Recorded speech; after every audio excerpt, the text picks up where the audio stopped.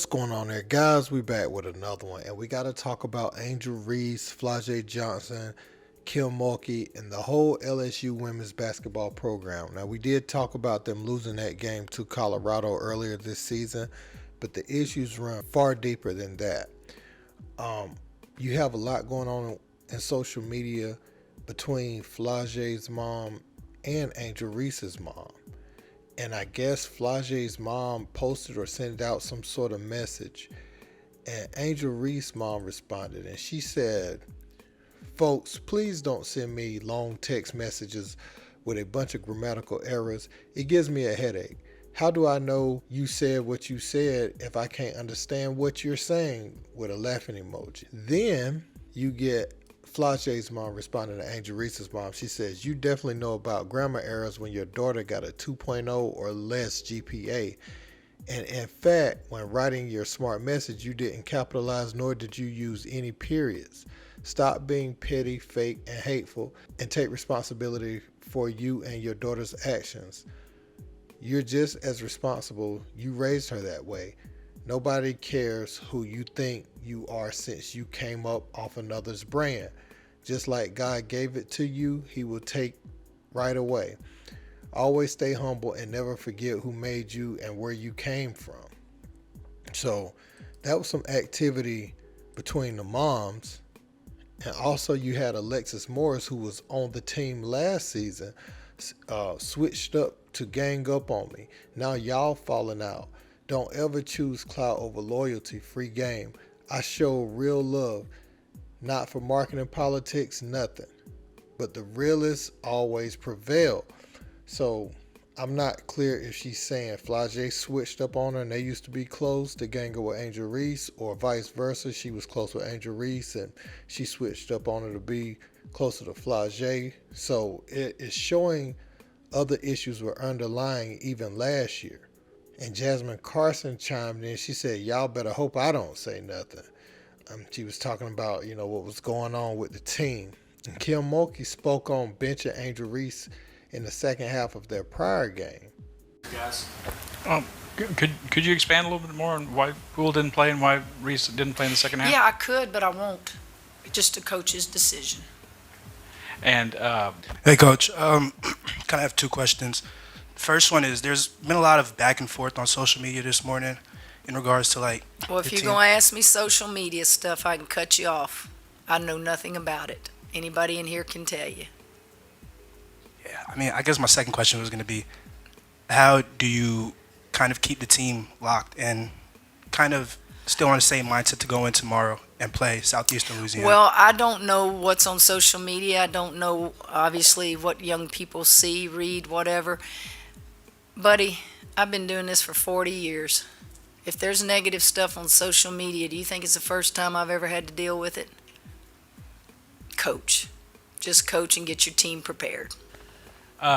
should we expect to see Kateri play tomorrow and Angel start? I guess you better have a ticket to see, huh? I got to take my daughter to All dinner right, for her you better birthday, get but Reed's going to be there. You better get a ticket and see. So after Kim Mulkey said these things, it was speculation that Angel Reese might play, she might not, and then word came out that there was no sign of her in the layup lines and she was not even in the gym. So she did not travel with the team to this game, and so she didn't play tonight, and obviously the questions from the media were going to come in again tonight, and this is what she had to say. You want me to explain why? It's very obvious Angel is not in uniform. Angel is a part of this basketball team, and we hope we see her sooner than later. I'm not going to answer anymore. That's it. That's all y'all need to know. Okay? So when you look at this whole situation, first and foremost, this is music to a group of fans' ears that supported Caitlin Clark, and not even just supported Caitlin Clark, because I love Caitlin Clark as a player too. But,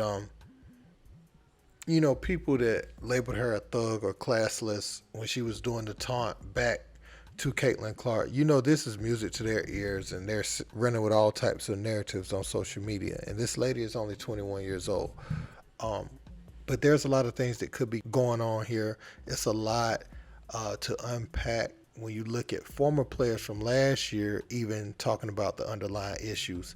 But first, let me tackle something that Flaujae Johnson's mom said, because both of those young ladies benefited off of winning the championship and all of the hoopla that came with it. You know, Flaujae was able to get some more things going with her music, and Angel was able to get so many endorsements. You know, over the summer, I did look at some of the things on her timeline, and I wondered how would it impact team chemistry. And not like it's her fault, but you start to see a little bit of envy. You think about where people's minds was 19, 20, 21, and you have people going into the locker room with her, and she's this mega star. You know, she's as big as some of the biggest guy names, you know, in college basketball. She is a mega star for college basketball. And she came out and even said, you know, why would I go to the WNBA if I can make all that money here? And you see her elevate, and you look at everything that came with it, all the endorsements, all the brands that wanted to be associated with her name. And I was like, But for Flaujae and Flaujae's mom and Angel's mom to go at it, obviously there's some underlying with Flaujae and Angel right now. Flaujae just had her biggest game, 17 points, 11 rebounds tonight. So she played well off the bench tonight in that win. But Angel Reese, still no sign of her. And one thing I don't like is the parents bringing it to social media. I think that was pretty low to talk about Angel Reese's GPA. And also, one thing that stood out that her mom said is that, you know, God giveth and taketh away. It's always weird to use religion or scripture when it seems like you're jealous of something someone has acquired. I mean, no need to talk about her possessions. If you're having a character issue, that's one thing. But to try to put her GPA on blast and, you know, coming up off someone else's brand and all that type of stuff, when you start talking like that, that comes off as a bit envious of the things that she's attained and worked hard for. As you know, as your daughter has seen some success with it too. But I think some of the people are starting to look at Angel Reese's rise and have real feelings towards it. Not saying that she's completely innocent in none of this or anything, but that statement stood out to me. Kim could really just be trying, and that's Coach Kim Mulkey, you know, she could be trying to reel in her team, because I know it's a lot of distractions with NIL, and you have a player making millions of dollars on your team now in women's sports. So that's got to be a first. So this is like an experiment in a lot of ways. You know, that's why a lot of people don't want to coach the pros, because what comes with that, you know, the egos. And she's making more than a lot of the WNBA women, probably all of them.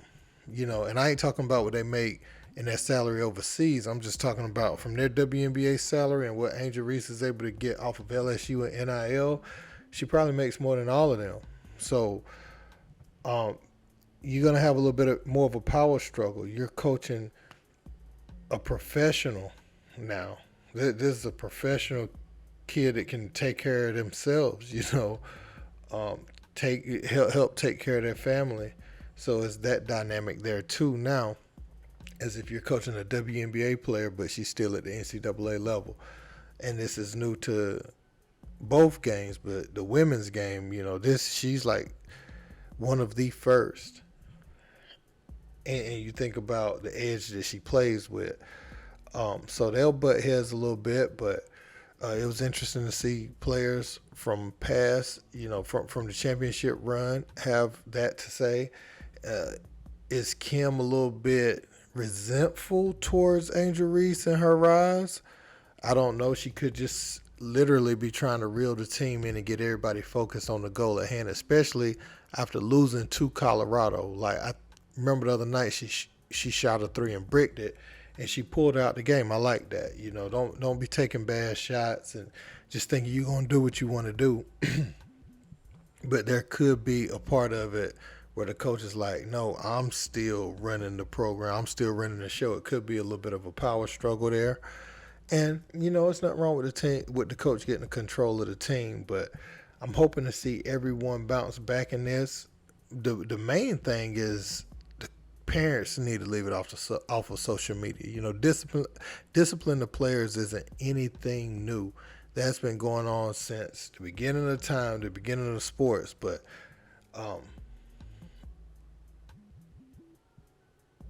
they need to keep it off of social media and just let the team handle it internally, and tell the players not to say too much on social media so that they can get back on track. Because they brought Haley Van Lith in, from Louisville, and I know this ain't what she expected early in the season when they joined up. So let me know what you guys think about this in the comments. Don't forget to like, share, and subscribe. Till next time, peace.